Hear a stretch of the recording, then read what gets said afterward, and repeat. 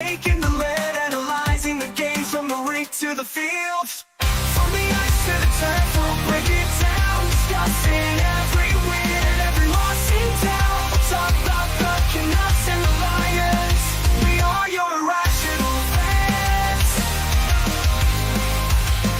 We are your irrational fans.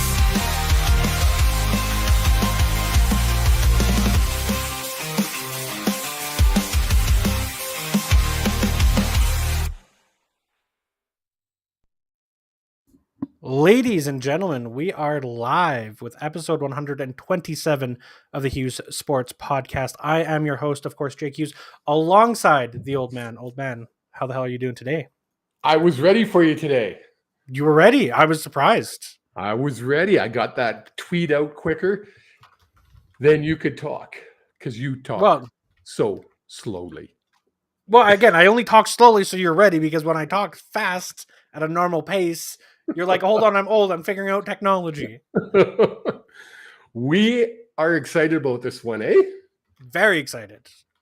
We have a legend. Is it fair to say he's a legend? Can we say that? 100%. I think so. I think so too. We have a legend of the CFL. I like to say a legend of the BC Lions, being that I'm a bit of a homer. But he was actually drafted by the Edmonton Eskimos back then. Pick number one, round one, pick one. Then he moved over to BC in 91 and did some crazy, amazing stuff in BC. Then went over to Winnipeg for a bit and back to Edmonton, but then came back to BC and won another Grey Cup. So, two-time Grey Cup champion, 1994, 2000, two-time CFL's most outstanding Canadian, Mr. Sean Millington. Jake, do the honors. Bring him in. Welcome, Sean. Thank you so much for taking the time. Well, thanks for having me, guys. Appreciate it. Great to be here. It's quite the description. What is it? As you sit there, you were born in Vancouver, were you? Born and raised in Vancouver? I was born in Vancouver, indeed. Were you a Lions fan? Were you a CFL fan growing up? Nope, not at all. I was, this is a bit of an ironic situation, but I wasn't a sports fan. Seriously, obviously I like playing sports, but I didn't watch sports. I didn't know about the CFL. I'd heard of it, but it wasn't something I followed and never really thought about it until my senior year of, university. And the scouts started coming around, and I was like, "What are you talking about? This draft? I didn't even know what a draft. I never really thought about it. Right? Like, what's the draft? Oh, you mean I'm eligible? Oh, good to know." And so, wasn't on my radar. Isn't that amazing? So, when you hear someone introduce you like that, what runs through your head? Does that bring back the memories, or do you just kind of go, yeah, it was a career? Yeah, one of my coaches always used to say, if you are stuck on things you did in the past and you haven't done anything lately, right? Oh. So I'm always kind of trying to focus on what am I doing now? Yeah, I have had great opportunities and had the chance to be parts of some pretty special moments. But as with all of us, all of our lives keep moving on, and you don't still sit here reminiscing about your 16th birthday, even though you got a brand new car and your girlfriend was great. Kid show, keep it clean. That's awesome. Let's start right from the very beginning. Nickname, Sean the Diesel Millington. How did that come about? How did the Diesel, who gave you that nickname? Because you don't give yourself a nickname. Nope, typically not. And Ray Alexander was a wide receiver for us at the time. Yes. And well-respected guy. He's done a lot of great things in the league as well. And we were watching film one afternoon, and we had a guy on our team named Jimmy the Jet. His nickname was the Jet. Yes. And we were watching film of one game, and I guess I went running down the field and big run to score a touchdown. And he basically, peaked that it was like, well, you know, he's definitely not the Jet. Kind of looks more like a big old diesel truck running down the field, less jet-like. And for some reason, that caught everybody's attention, and the diesel moniker kind of stuck. That's awesome. We said it in practice, and then the reporters picked up on it, and next thing you know, everybody's calling me the Diesel. So there you go. And to this day, it has stuck. To this day, I ended up calling my fitness company the Diesel Fitness because, hey, you know, that's if you can't beat them, join them is what I say. Nice. I like it. I like it. Now, you've played with some of the greatest players. I guess because I'm 60, I can say that's my era. And anytime I talk to players, I always ask, was there one player that you just enjoyed going against because you knew it was going to be a battle? I never looked at it that way. I guess the games that are the best ones are the ones I know aren't going to be a battle. Because if it's going to be a battle, it means I'm going to have to work, and that means I'm getting beat up the whole time. Oh, no. So, you know, even if I win, it's still going to be, like you said, a battle. Whereas the ones where I'm in complete control, you know, those are great games. I can just kind of shine. I look good. Team looks good. Everybody's happy. And I get out at the other end with no more bruises than are necessary. That's awesome. Now, if my memory serves me correct, your career, you were, I'm not going to use the word lucky because I don't believe in luck, but you didn't have a ton of injuries. You weren't like off very much at all, were you? No, I didn't get seriously injured on probably, I think it was my 7th or 8th season when I came down with my first serious injury, which then every other year it seemed like I was getting something or the other. But definitely for the first while, I was blessed to have a streak of very few injuries, and I attribute that to just my regime, working out. Something that I've maintained all my life to this point is being strong, having your muscles be able to do what they need to do, and pushing yourself hard outside of the game so that when you are in the game, you have the capacity to handle the pressure physically. Nice. And that just leads me right into my question. We know that you're is it fair to say a fitness coach now? Is that a proper term? Yeah, sure. Fitness coach, personal trainer, whatever. You know, personal trainer. That's the word I was looking for. Personal trainer. Yeah. Do you still use a lot of your exercises and stuff that you did as a player as into your personal training now? 100%. And that's kind of one of the cornerstones of my practice is that I'm bringing all of the information and the knowledge that I gained from 14 years as a professional athlete, working with, you know, the best people and the highest level of knowledge at the time, to distill that down into something that's going to make sense for somebody today and for, you know, the people that I work with, because the things that I'm teaching and coaching people on are the things I've done myself, am doing myself, and have observed other people doing and seen the results. So I know it works. This isn't something I picked up out of a textbook, although some of it is that I've read it in textbooks, but it's been proven in literal combat. So I feel pretty secure in saying, do this, do that. This is what's going to happen. Nice. And you know what? As you know, I follow you on Facebook, and I've seen your post on your fitness, and I'm 60 now, and the biggest thing now is trying to lose weight. It's like, holy, at 60, it seems like it's a whole lot harder to lose weight than when I was 30. I didn't have to worry about it when I was 30. Are you working with people, how do you say this, average Joes, not just elite athletes? Yeah, 100%. That is my quote unquote business niche. Nice.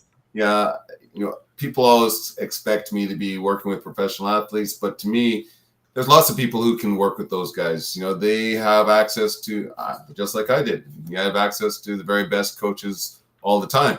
Yes. And I feel that it's the regular people who don't necessarily have access to that tier of expertise, that tier of knowledge, and that I'm trying to democratize the whole process, and saying, hey, you can work with a pro. Why wouldn't you work with a pro? Why would you not have somebody on your side who has put the things that he's recommending to you through the fire himself? So kind of the proof is in the pudding, as the saying goes. So 100%. And you're right.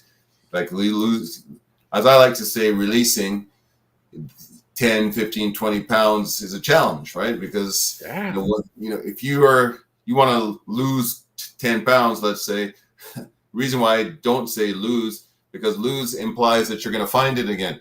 And I like that. We release the 10 pounds because I want the mindset of once I let it go, it's gone. It's in the breeze. It's never coming back around here. We've changed your mindset. We've changed the processes of what you do on a day-to-day basis, which will therefore allow you never to see that weight again. So that's the kind of the backbone of everything that I do. I'm a big believer in mind, body, spirit. If you can get all three in line, that's when you got things going perfectly. So we're going to connect outside of this program, because I really do want to. Do you just deal with people in person, or can you deal with people through Zoom and? Yeah, all of the above. I look at what I do as service. Like literally, my job is to serve you, is to serve anybody that I'm working with, and therefore it's about what works best for you. Like if you're not in local geography, well, then we're going to jump on a Zoom call. If you are busy, you've got your professional life going on, then we're going to do an online program where we do a consultation. Then I give you the program, you do your work, then we're going to have check-ins. There's always a way to make it work for whatever situation the person's in. And that's my job, is to accommodate that. That is so freaking cool. And really, I want to talk about your career, but I really wanted to talk about what you're doing, because I think it's super important. And I think you nailed it when you said, when people see you, you're Sean freaking Millington. You're the diesel. You're going to be working with elite athletes. You're not going to deal with the old man. Come on. And I saw you on Facebook, and that's who you deal with. You deal with the old man. Exactly. And I think that's what I keep trying to convey to people, and that all my posts are about. Everybody has his expectation, right? If I say the word dad bod, well, what comes to mind, right? And well, we want that to be dad bod. There you go. That's the idea. I'm 57 years old, and Jesus, still have muscle. Still can go out and do the things I want to do. I kiteboard, I skateboard, I snowboard, all of the above. And that's because I maintain my musculature, and anybody can do that. The studies have shown that the level of fitness that you have at 50, you can maintain easily into your 70s and into your 80s potentially if you keep working at it. And I see it all the time. So this myth that we have in our society that, hey, you're a certain age, you just, you got to just accept you're going to put on, 10, 15, 20, 30 pounds. You're going to become less and less capable. You just have to kind of settle back and ride off into the sunset in your wheelchair.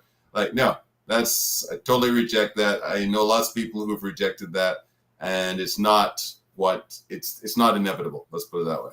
Jake, no wheelchair jokes. I didn't make any wheelchair jokes. I saw the look. A little glint in his eye. He's like, there you go. You saw it, didn't you, Sean?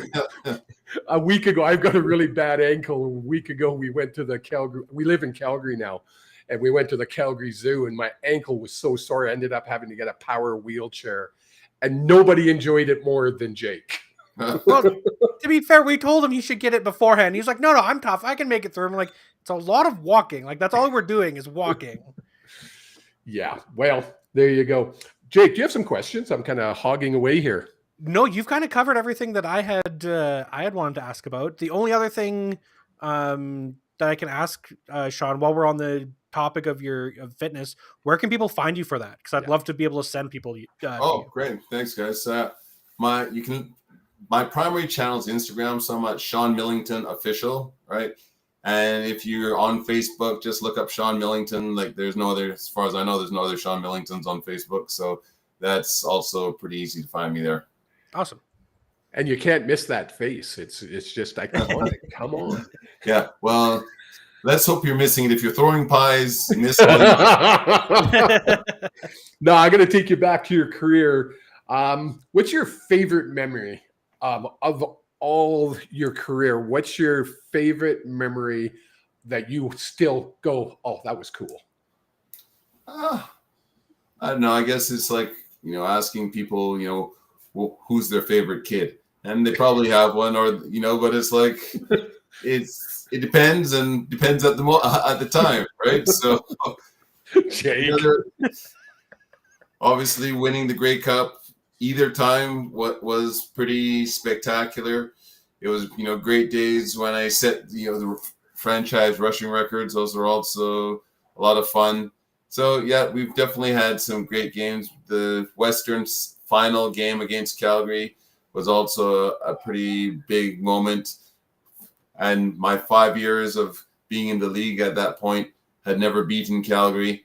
So to finally get that monkey off our back to go to the Grey Cup was like a huge, huge moment. Was that in 94? That was 94. 94, I remember it well. Yes, I remember it very well, actually. What's the hardest hit that you can remember? And I always say it that way, that you can remember. I think there was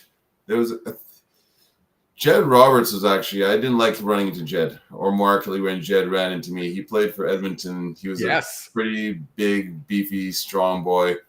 And he would be on kickoff return and be assigned to block me, which was never fun because he'd come barreling up there and just ring my bell. And it's like, I tried not to back down, but it definitely was not comfortable. Let's put it that way.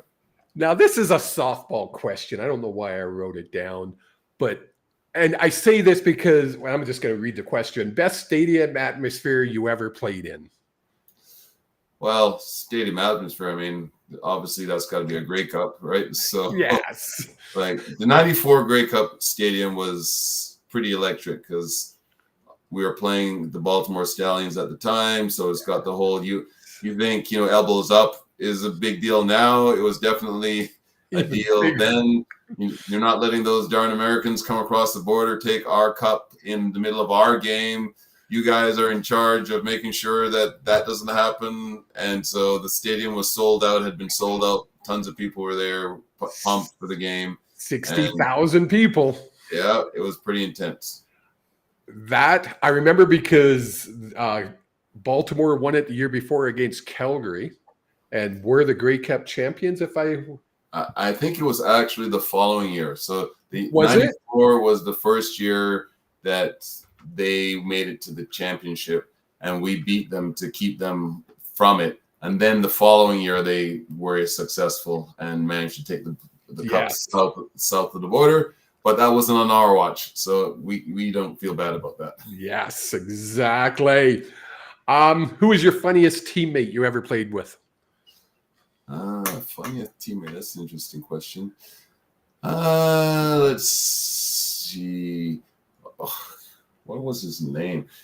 And there was a running back in training camp. I forget what year it was, and we did a rookie show. And oh my gosh, it was like he's just I'm focusing on because like it'll come to me. Anyway, he went on to become a running back in Hamilton, but he was like literally the funniest guy. He stood up there and did basically a comedy routine. Nice. Had the entire room in stitches to the point of guys crying and like begging him to stop because they were laughing so hard their sides were hurting and they couldn't stop laughing. So Ron Williams. Yes. Oh, okay. That's his name. I remember that name. That rings a bell. There you go. And sir, by the way, I wanted to shout out DC. She's on our. I guess I shouldn't say she. I don't know Sheep. what. It's a sheep. It's a sheep. Okay. That is so Jake's I'm shouting her other out. hat. He's giving us a bunch of giving us a bunch of comments. So there you go. Was that a cat? Yeah, the cat's trying to get in on the act. That is one giant ass cat, sir. It's a very big cat. Yeah, Holy. it's the wife's cat. I'm not responsible for it being that fat. She's not on my training program. But if it were, it would be skinny. But it's not. Awesome. One more time, where can people look up you on your website? Well, actually, I do have a website. It's at SeanMillington.com. So that's hard. Easy, right? It doesn't get much more straightforward than that. SeanMillington.com or Sean Millington Official on Instagram or Facebook. There you go, folks. If you want to train with the best, like I said earlier, when I first saw that he was doing personal training, I'm like, he's not going to train young old farts like me or young farts like Jake, but that's what he does. So get in touch with him. Sir, I told you 20 minutes. We're at 22. So thank you very, very much. I appreciate your time. And hopefully we run into each other one day somewhere. Do you still follow the CFL much? Kind of off and on. I mean, I don't start paying much attention until halfway through the season and things are starting to shape up. Labor Day. As I said to start the show, I was never a sports fan and I haven't really become much of one at this stage in my life. And I've watched enough football from the sidelines to not need to stand in the stands to watch more football. Fair. If it's particularly engaging, sure, but generally speaking, it happens enough all by itself without me going to look for it. There you go. You're still acting. Anything that you're coming up in that people can tune in to watch? Yeah, I've got a small part coming up in a show called Tracker. So that's kind of on the DL Intel. Don't tell any of your friends, but you got the scoop. There it is. You were in actually one of my favorite shows ever. Two of my favorite shows ever, Lucifer and with the two it's a really good show, I can tell. Yeah. I'm lost. You enjoyed it so much you forgot that you watched the two brothers who were Supernatural.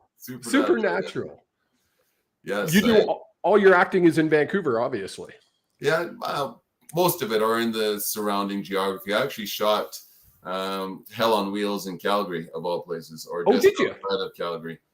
Yeah, nice. But in the foothills kind of thing, which it got me back into acting because I'd been out of acting for a while at that point, and somehow I ended up doing this audition, and again somehow, I think the Lord looked down and said, "Hey, we need you to be doing this." So I got the role, and I remember sitting there in the foothills beside some river in my cast chair, looking out at the hills and the clouds, and the sun is shining and a hawk is flying. I mean, it couldn't be any more stereotypical. And I'm like, this is the life. Like, why am I not doing this? So that got me back. Right on. Good for you, sir. Thank you once again. You're the best. Keep in touch. You will do, sir. Thank you. Thanks, Sean. Jake. Sean freaking Millington. Ooh, easy for you to say. Yeah, no doubt, no doubt. Words are struggling. You're struggling with words today. You should have seen me at work today. It was really, really bad. It was like, holy crap. What a great guest. Great guest. Fantastic. I love the fact that he's working with the general public. Because when you were like, oh yeah, like we're having Sean on, I'm like, oh, I wonder what he's up to. And it's like, oh, training people. Okay, he's got to be training like athletes. Yes. People come on. It's like, oh no, it's your general worker who's working a 9 to 5 that he wants to work with and get you active. Yes, exactly. And I'm dead serious. I'm going to reach out to him and see what he can do for the old fart. Well, I mean, there's not much helping you. Listen. Again, easy for you to say. Just my goodness. Yeah. Again, just a great conversation with a great guy who's been there, done that, and is now trying to pass on that knowledge to other people. Yeah, That's the just biggest great, thing for me. And the fact it's always wild to me that you can be not just a pro athlete, but a high-end pro athlete and be like, I'm not really a sports fan. What didn't watch it I'm not a growing up. sports fan. I mean, I'm expecting, I was a huge BC Lions fan. It was a fucking honor to be able to play for him. And I just love it. Hey, you know what? You know why he probably wasn't watching games? Because he was out there playing and working out and making himself better. Exactly. Oh, I'm eligible for the draft? Oh, you mean I was picked first? Oh, that's kind of cool, eh? He actually tried out for the New York Giants, and it was the New York Giants coach. I didn't get into it with him. It was a New York Giants coach that told him to go and play in the CFL. Oh, really? Yeah, it was supposed to be just to get experience, but obviously he made a bit of a career out of it. Yeah, just a little career. Back in the heyday of the CFL, I might add. Sorry, my camera's gone all weird. I keep making adjustments to it, but I look like I've gone like anemic or something. Well, it's funny. You went yellowish. Yeah, and I don't know what's really going on. Now that's gone away now. What the hell? What? Jake, we're in the middle of a show here, buddy. I know. Trust me. It was bugging me during the entire process.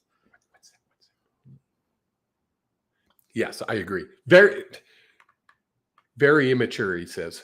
Oh, okay. Yes. The 1-year-old mascot. Oh, he said amateurish, not immature. Oh. Well, I mean, both are accurate. Both are pretty immature and accurate. Yeah. Yeah. What else we're going to talk about? Well, that's what I was going to ask you. Do we want to talk about? We just talked about a little bit of football there with Sean and what he's up to. Do we want to pivot to hockey and then swing back to the week that was in the CFL? Sure, let's talk hockey. Why not? I know you love your hockey. Well, I mean, we're almost a month away. We're a month and like 2 weeks away from training camp opening. What do you? Are you just trying to get a reaction? No, I'm reacting to people in the chat, Jake. It's what I do. You continue talking. Okay, so we're like a month and a week away from training camp opening. So it's time to get a little excited about hockey. It's insane how quickly. Somebody was saying on the Rod Peterson show, one of his guests today, I forget who it was like literally training camp opens in 2.5 weeks, 3 weeks. Like rookie camps open in 2 weeks, I think. Yeah. Yeah, it's like holy crack. Yeah, I'm not ready for that. I am. I'm always ready for more hockey. 2 things we need to talk about in the world of Vancouver Canucks. One is not on the rundown, but we need to talk about it. What do we need to talk about, Jake? At the end of the season, the most disappointing season we've had in many years, and that's saying something. No, we had high compared to expectations. Yes, because we had hopes of what we had. Yes, the end of that season. Alvin and Rutherford come out and say specifically, it'll cost us more to not go get a second line center. And we haven't done it yet. Yet. Are we going to do it? Yes. Because now their rhetoric and the rhetoric from new head coach Adam Foote is that they're fine with having PD be 1C and Heedle be 2C. So did they abandon that plan? I hope not. Right? Like, there's not a lot to talk about, but there's a lot to talk about in that. Like, how are you supposed to improve this team? And all you've done is bring back Brock Besser, which, again, I think is a good thing. It's a major thing. You've brought in an aging Evander Kane. Big move. Big move, not popular, not... Big move. I don't care what all the so-called armchair freaking experts listen to the old man. The old man, he drinks and he knows things. I haven't been drinking today. That's probably why you can't figure out your words. Evander Kane's going to change the outlook on our team. Oh my! He's going to bring that. That guy Z? Zadorov toughness. People aren't going to. He's going to mess with people. That's not what this league is anymore. Well, we need to have somebody that can muscle people. Yes, and Dakota Joshua, Kiefer Sherwood had more hits. Kiefer Sherwood is on the team. Kiefer Sherwood had You more hits said- than anyone in. Don't you start with me. You said Dakota Joshua. Yes. Not you- on the you- team. No, but you had to get rid of him because you only have room for one type of that player. And is an aging Evander Kane really going to be that type of player that Dakota Joshua couldn't be? After he came back from a season in which he had to deal with testicular cancer. I think it's a good move. It's a questionable move. Well, But then let's what talk else? let's talk in February. And Yep. I'm going to remember this. I wrote it down. Okay. Jake thinks Evander Kane is old and done and washed up. No, did I say that? No, I said he's aging. Same thing. No. Aging means he's going to be slower than he was. He didn't play a season last year. He didn't play at all until the playoffs.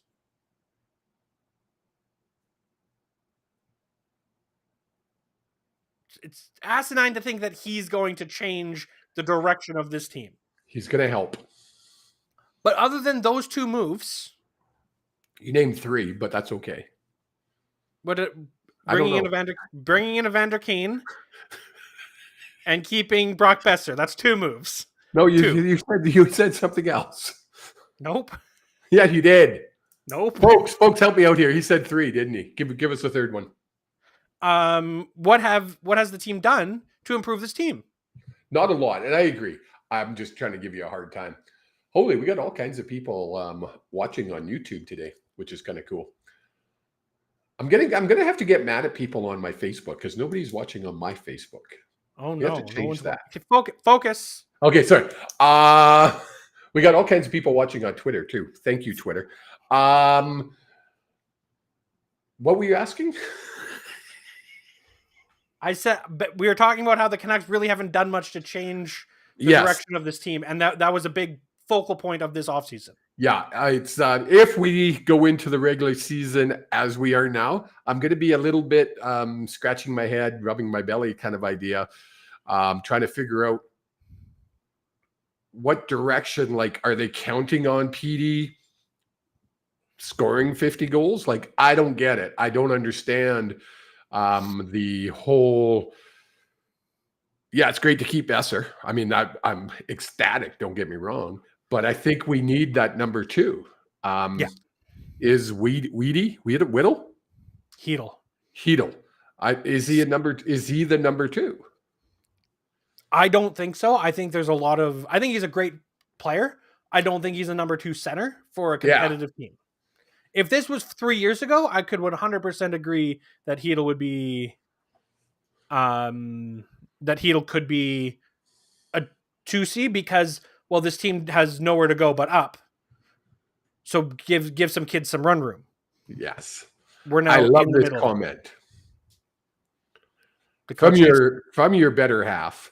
The coach needs to be established and strong before the team gets any better. Problem is with this freaking organization, we change coaches more often than Jake changes his underwear.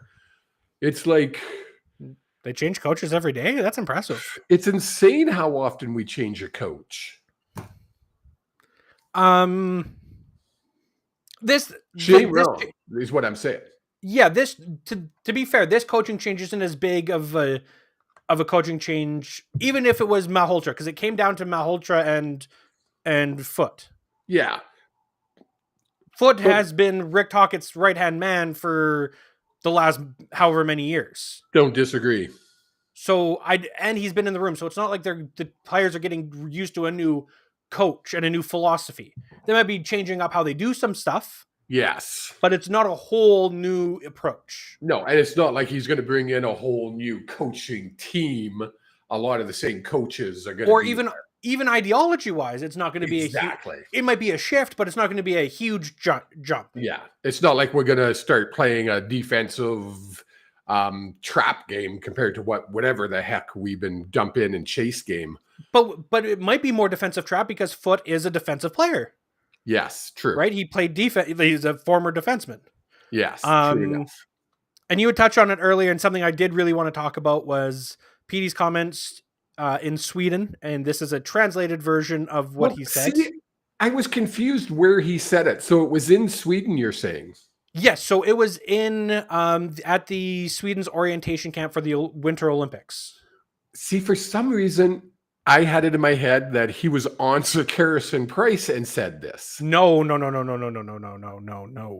Okay.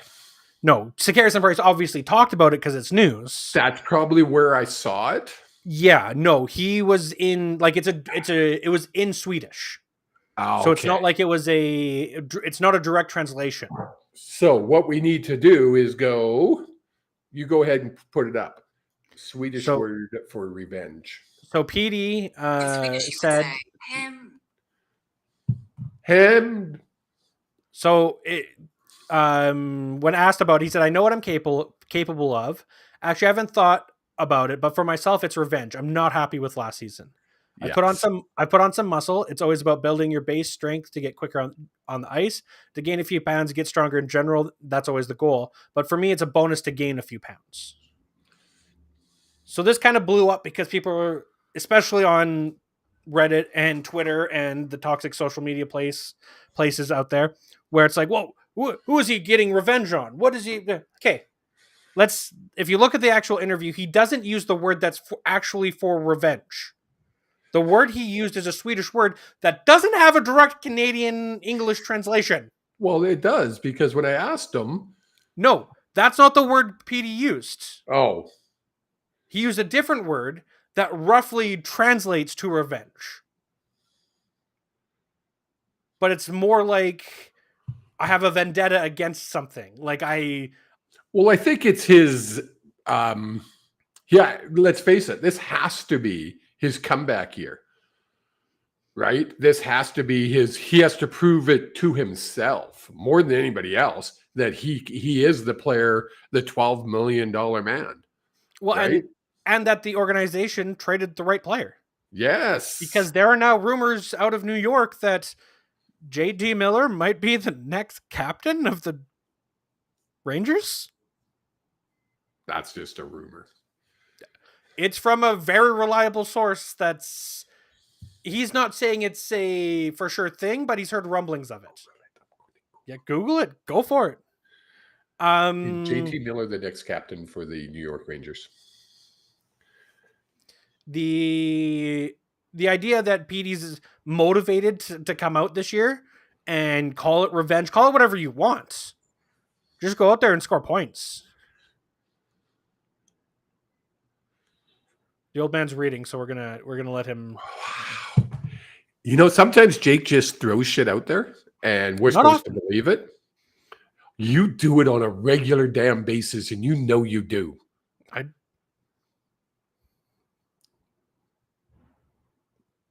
I'm only here so I don't get fined.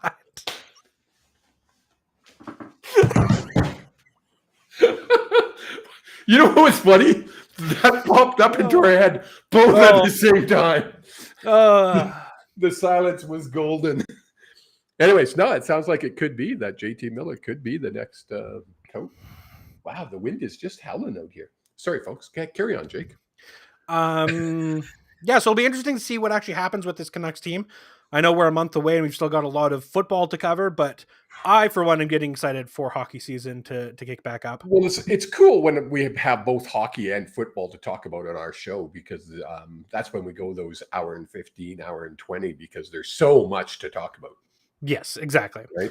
Talking about football. Let's talk about it, because the week that was, and what a week it was in the CFL. Now that Luke Wilson has decided he's no longer talking CFL. Okay. I'm going to get to the bottom of this. As an investigative journalist, I neither want one answers. of those things. So first off, you are not an investigator, and two, you are not an analyst. I said journalist. Journalist, whatever. Who silenced Luke? That should be the new hashtag. I wonder. I honestly think maybe Luke just went on vacation. No. There was definitely on good authority from the higher powers. I think he's on vacation. And CFL went to TSN and said, "Would you mute that guy for a little bit? He's killing us." Yeah, God forbid people are talking about your league. Yeah, I've got. So let's talk about But the he league. actually said Because Friday's this game week- was horrible. Uh-oh. Is it me or is it Uh-oh. Jake? I think I've lost connection. Oh, it's Jake. It wasn't me. I am so happy. It's not me. I'm back. It's him. He's back. No, You're all the one who's still blurry. live. I'm live. I know, and you're not. I'm singing. So, Luke Wilson, that's what we were talking about before I started singing. Hey, Charlie. Charlie chimes in on the chat. Yeah, I hear that he has been silenced, but he had actually said the Friday game was boring. Boring, he said. I watched all the games this week. I didn't miss any. And Friday's game was anything but boring. Like, come on. Yeah, you can be negative and you can point out all the bad things that this league has. But when there's you got to point out the positives every once in a while. So, can you take it too far? Can you go that extra little bit and just not like, I think he has. I think he did. And Friday's game was Friday's game was the Elks versus the L's, was it not?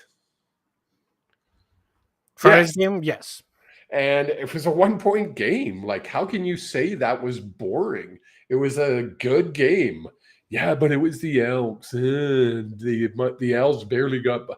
The Elks came out and were freaking determined to win that game. Their defense was like freaking amazing. Like, people who don't understand the game will look at records and go, "Oh, well, the Elks suck." Well, they've lost more games probably than by 1 or 2 points or under 3 points than they have been blown out. It's not like they've been out of games. So the Elks deserve the win, even though I chose the freaking Montreal, damn them. But it was a fun game to watch. So I don't know where Luke was coming off saying Friday's game was bad. Fair. But that Technical was issues avoided, I think. But did you? Yeah, we can hear you. We can hear you. So we did not. Wait. Let's go back here. We did not start with the right game.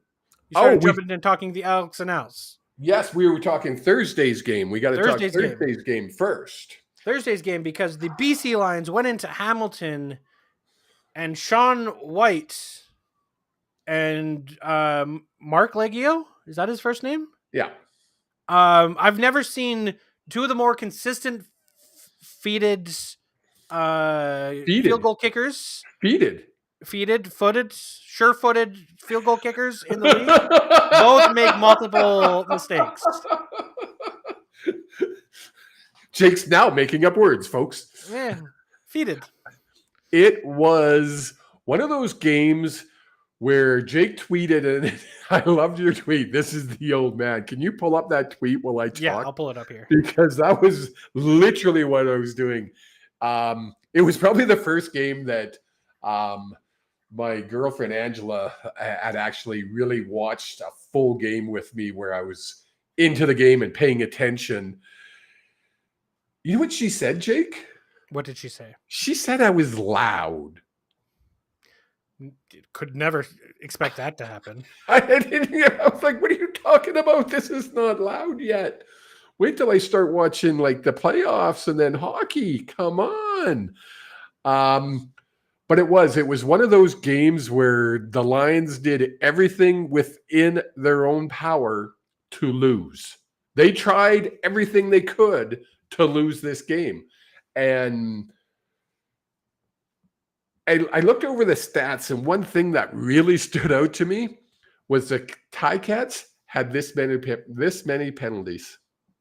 Which is phenomenal.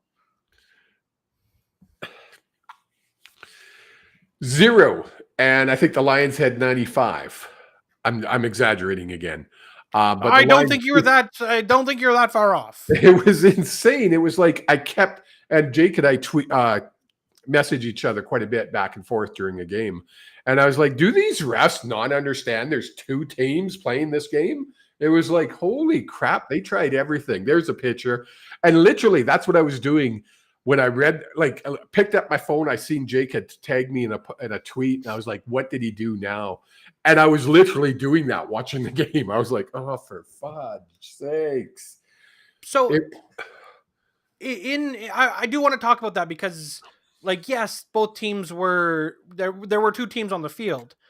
The calls that the Lions got were all penalties. Oh, they were.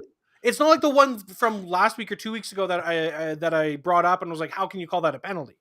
They were penalties. Yes. Like, you can't be putting yourselves in these situations. And we've talked about it before a lot. The Godfather used to say, if you put yourself in a situation where the refs can cost you the game, that's not the situation you want to be in. Exactly. And it was stupid penalties. It was just penalties that literally you look down, you shoot yourself in the foot. It's the only one would drive a coach absolutely mental. They would they would go nuts. I think the one that I sent this message on was the Gary Peters penalty, and that's the only one I have problems with, and that's because they made contact within that 5 yards. The receiver was still tripping and reeling from the initial angle, contact, and they called that illegal contact on a receiver. I think on cases like I think I want to get my point out. I think on cases like that, the eye in the sky should be able to jump in and say, wait. But they need to be quicker when they do that because they slow down the game too much. I have a bit of an issue with the chat right now, Jake. I know we're not supposed to pay too much attention to the chat, but D, you know Hughes' watching sports aren't loud. So why are you making this stuff up? Come on, girl. Whew. You're talking to a person who, in the playoffs, playoffs, got literally tackled when the Canucks made a comeback against the Predators. I watched that actually, that highlight. They had on the Vancouver Canucks Facebook channel. They had that highlight package of that whole comeback of the Preds game there, where they won it in over 126 seconds into overtime, and they were down 2 goals with 3 minutes left in the game. That was amazing. Yep. Almost as good as that first game in versus Edmonton in Vancouver that we went to, where Jake almost lost his glasses. I know I have lost them. So, anyways, great game. Fun game to watch. Just frustrating as all hell. We pulled it out in overtime. I didn't jump off the couch and scream and yell like I normally do. I was quite demure and quite quiet, as I usually am. And for any of those, if this is your first time watching, if you believe that, I have a bridge to sell you. Then Friday night's game, we had the Edmonton Elks narrowly pulling out a 1-point victory over the Montreal Alouettes that Luke Wilson did not think was a good game. Well, I mean, was it a game that we'll put out there as the greatest game in the CFL? Probably not. So I think, and not to defend Luke, because I feel like I'm a habitual Luke defender at this point. And I don't want to seem like no matter what he says, I'm going to agree with, because there's a lot of things he says that are out to lunch. When he's looking at a game, he's not looking at it from a fan's point of view. He's looking at it from a skill point of view. Was it a good game skill-wise? Probably not. But was it a fun game as just a true CFL fan to watch? Yes. Two different things. Exactly. See, the problem with Luke is he played the game. And I guess is it a problem? He played a game at a very, very, very high level. He played in the NFL. Let's face it. You're not playing in the NFL if you ain't that top 1% of 1%. So he knows the X's and O's. There is nothing better than I look forward to than watching a game that Luke's on the sideline, because I love when they go to his sideline. He doesn't do stupid ass freaking sideline reports like most of the people do. He breaks the game down. Like, his X's and O's and his understanding of the game is probably better than anybody I've ever seen as an announcer or a play-by-play guy or a panelist. him and Paul LaPolice. If you have those Yes. on a broadcast, you know you're going to learn something. And that's coming from two people who combined have 90 years of watching football. Every single time they're on, we'll learn a little bit. TSN, if I know you listen to every show, I know you do, TSN. Put LaPolice and Wilson on the panel. Nobody else. Let them break down the game at the halftime, and then let them break down the game at full time.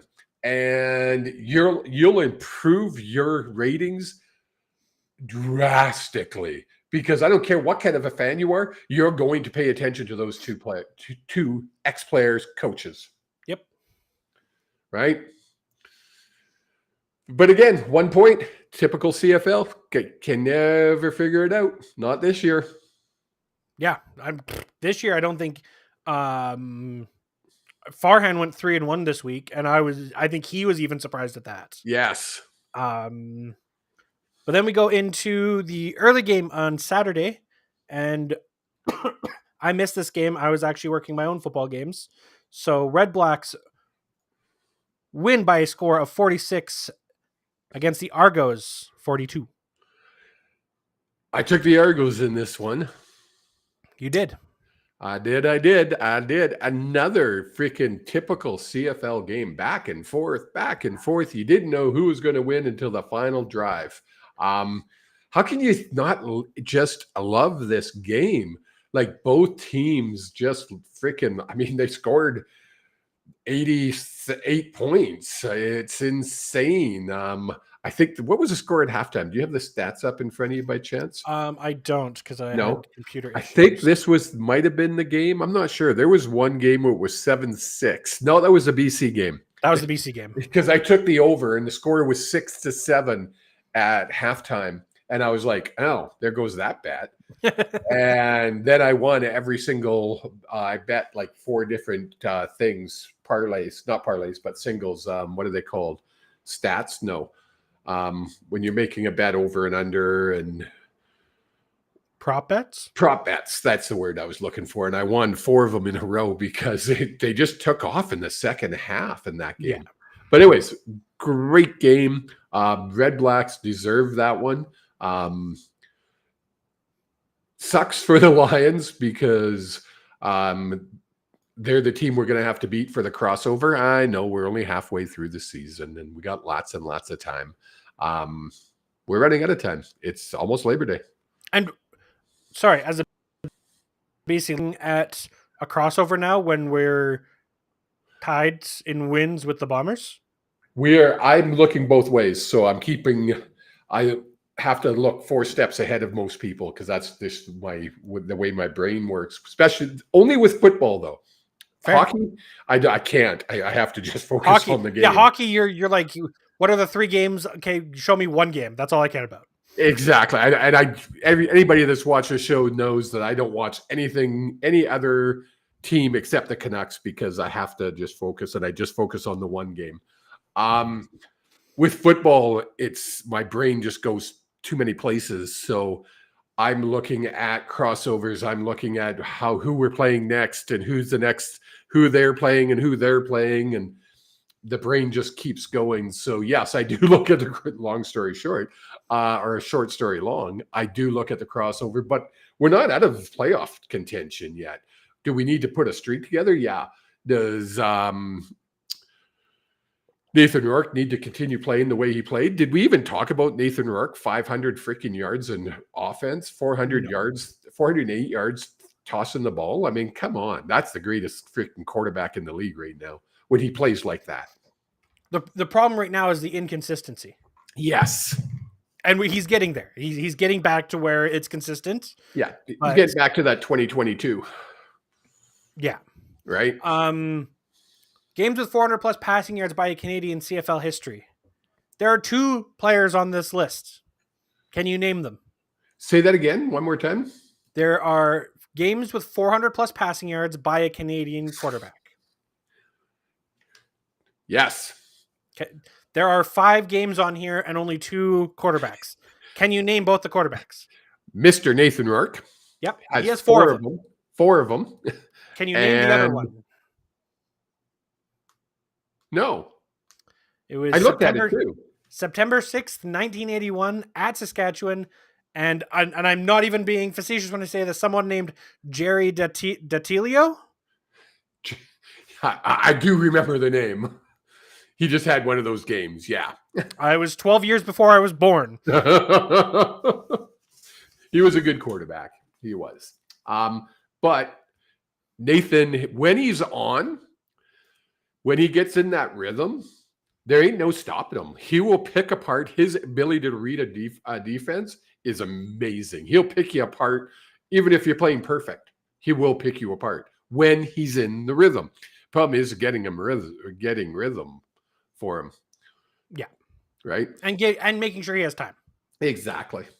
But let's go on to the last game. The final game on Saturday, the nightcap, was the Blue Bombers losing to the Stamps by a score of 27-28. Funny. I took the Stamps in this one, and I was like, they're blowing it. They're blowing it the whole game. I'm like, oh my God, they're blowing it. They're going to let the Bombers win. And the Bombers did Bomber things. And then VA just, what can you say about this guy? That final drive, just the ability to control the clock, the ability to pick apart a defense. He's just, I don't know, he has like 50 game-winning drives now. I'm exaggerating, but he has a ton. And it's just, he never ceases to amaze me with his calmness in the pocket. When they were 3rd and I think 59 at one time. It wasn't that big. It was 3rd and 12 or 3rd and 13 on that drive. And he freaking just picked the defense apart for 15 yards. It was a perfect pass. And it was funny because it was the exact same pass that who's our other quarterback, BC's quarterback? Mazzoli. Mazzoli. No, it wasn't. Oh, sorry. Calgary's quarterback. PJ Walker. PJ Walker. And we talked about it, how he threw it to the outside, to the wrong shoulder. He threw it to the inside shoulder rather than the outside shoulder because our field is long.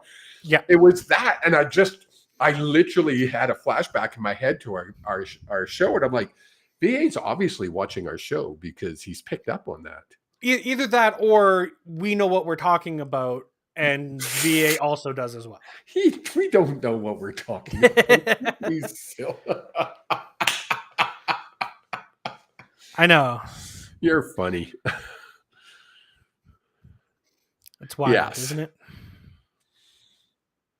Hold Yeah. Anything else on the Bombers? I want to go back to the Alouettes. Ron in the audience here says Alouettes seem to be falling.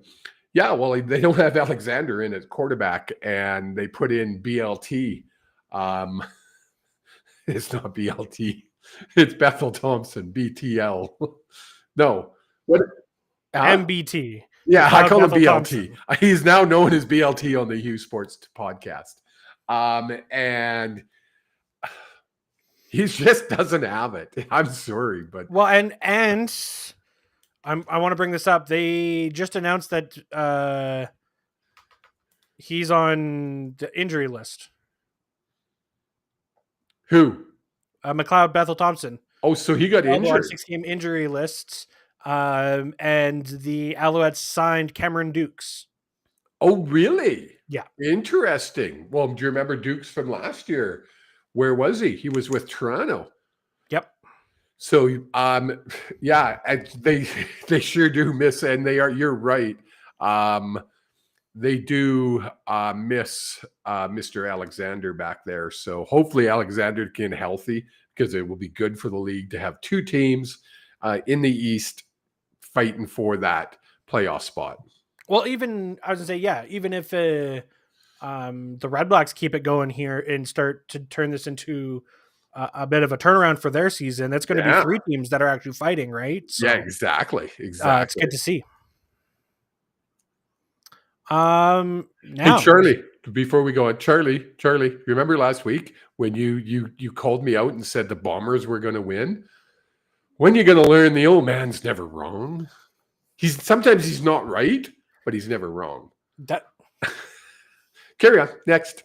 I don't think that's the thing. Before we go on to everyone's favorite segment of the Old Man Predicts, did you happen to see the NFL preseason game, a 70-yard field goal hit? Yet, they're not counting it as a record because it was in the preseason. Yep. Isn't that retarded? Oh, Whoa. not allowed to. It's stupid. Words, they have meaning. Well, we're going to put the old man in timeout and we're going to teach him about words. Well, you guys listen to some happy music. Because it's time for everyone's favorite segment, The Old Man Predicts. Before we get...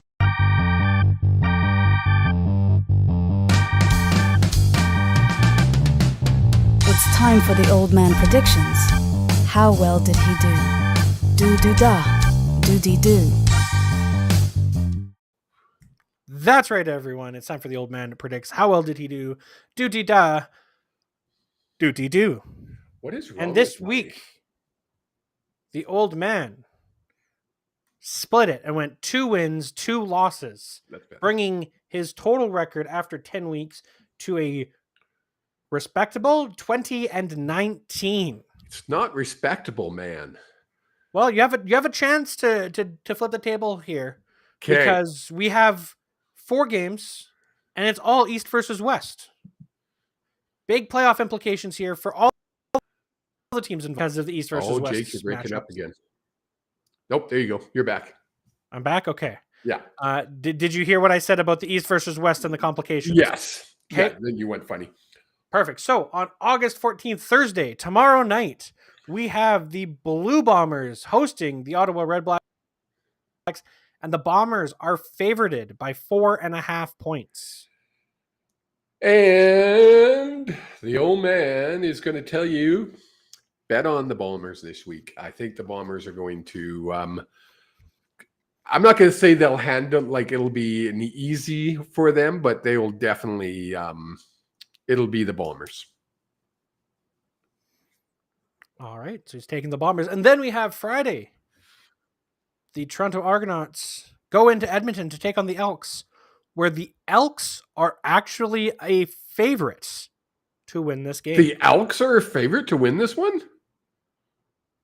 As per the betting books, they have a 60% implied probability. Wow. Meaning, they have minus 1 point.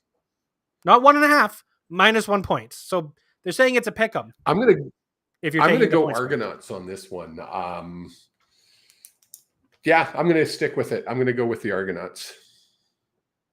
All right. And then we have the early game on Saturday. We have the Hamilton Tiger Cats taking on the Saskatchewan Roughriders in Saskatchewan. All the games are being played out west this week. And this one is by far the game of the week. Rob Peterson on Wednesdays, his poll question is always game of the week. Which of these games would be the game of the week? And this one won by landslide. I think it was 94%. It was insane. This is for first place in the league. These are the 2 best teams matching up. So I am going to take this one. I'm going to say before while you're humming and hawing here. Implied odds 62% favor the Ticats. the Saskatchewan really? Roughriders. They have a minus 3.5 point spread. You know what? D's my favorite. Look at her comment in the chat, Jake, as I tell you the Saskatchewan Roughriders will win on that Saturday. Well, I have to write things down to keep you honest about your things, but I mean, she's 50% right. Everyone's favorite part of the show has always been the Old Man Predicts. No, the Toucan hasn't been around for the whole show. Old Man Predicts has been around since day one. Basically since the first episode of the show. It has been. It's been the longest standing running segment on the show because it's everybody's favorite. It's everybody's favorite. I mean, it kind of gets murky in the hockey season, but that's fine. Because you cheat. Nightcap. the nightcap for the CFL is the Montreal Alouettes going into BC to take on the Lions. And the Lions are a heavy favorite at minus 4.5 points. This one's going to... giving them a 73% implied I'm going probability. to put it out there, and I'm going to say Mr. Nathan Rourke will have his name in the record books again before this game. There'll be more than 408 yards passing, and the Alouettes will get beaten by us Lions. There we go. So the old man has his predictions locked in for week 11, and he has picked the Blue Bombers, the Argos, the Riders, and the Lions. Let's go! Which really does not work out well for the Lions. No, it doesn't. It really doesn't. But again, the Red Blacks winning against the Bombers doesn't help us either. So can that game end in a tie? I don't know.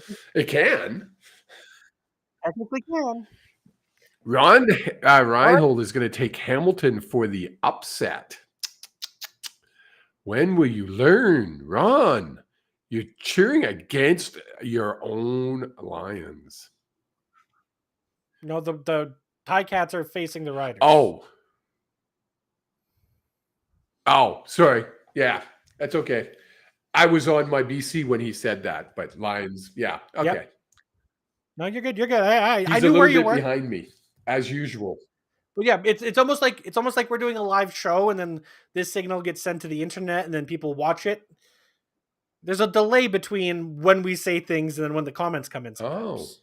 I thought it was instantaneous. I know it's pretty close to instantaneous, but my it's lighting not. really sucks today. I didn't turn on my big light, but and as soon as the sun went down, it went dark. Like getting dark. It's 9 o'clock, and it's like getting dark, but the clouds are here, and it's really ugly looking. Okay, well, everyone, next week we are probably going to be going live on Tuesday. Why?